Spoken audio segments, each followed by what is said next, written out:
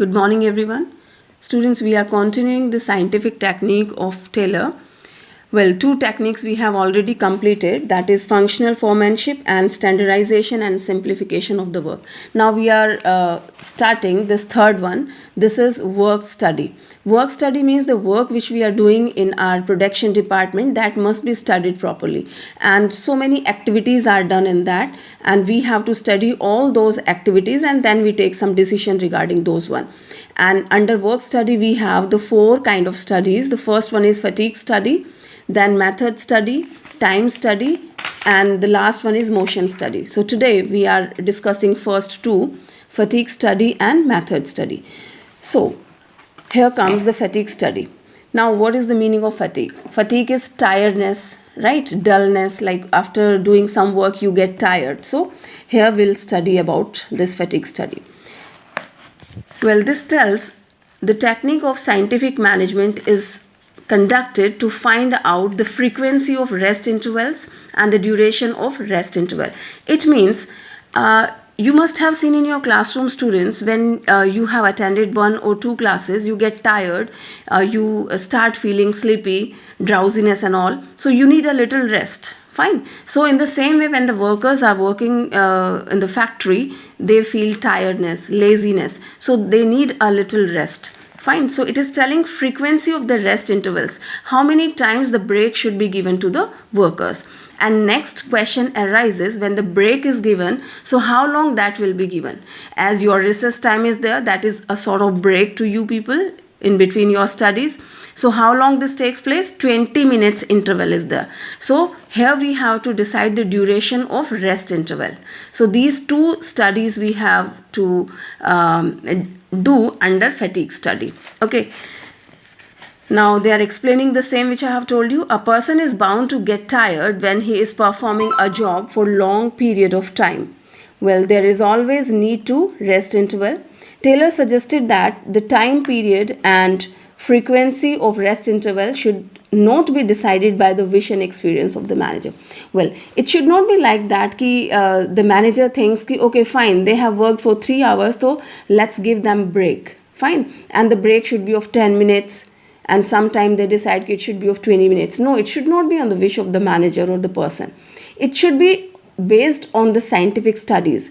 They must give the work to the different laborers, to the different kind of persons who are working in the concern, and we must observe them very closely ki after how long they are getting tired, they are feeling tiredness, right? So we just observe in the case of different people, and at the different work we are observing, and we decide the intervals on the basis of their work and tiredness.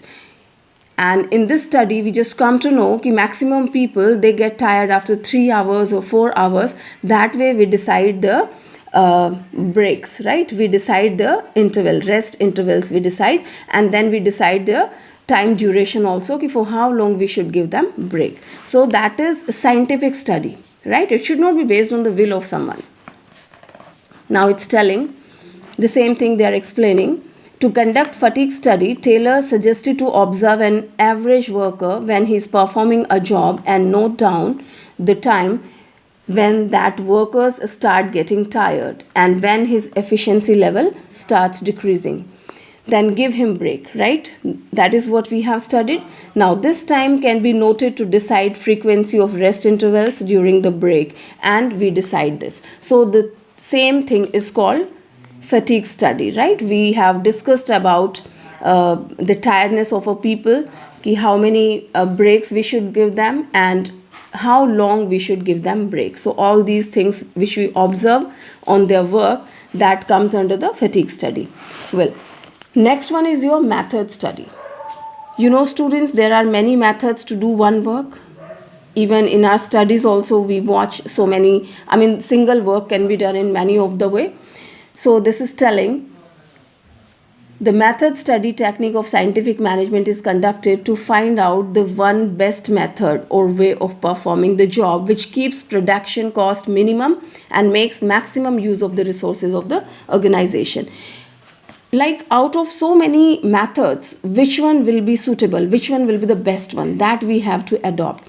So how do we decide that this method is the best one?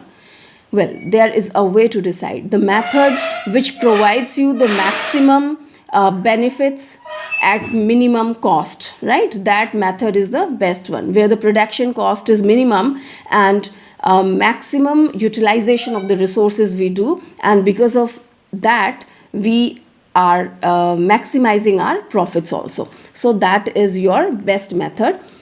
Well, in this also we should try many methods, and the method which is best suitable to the concern, where the cost is less and maximum benefit we are having, that method must be decided for the firm, right? So they have given an example also. For production of shoes, there can be labor intensive methods and machine intensive method. Labor intensive, where more and more laborers are there, and machine intensive method, or you can say the technology intensive, where the technology is used, right? So we just apply both the methods, and wherever we get less cost and maximum benefits, that method must be applied in the concern.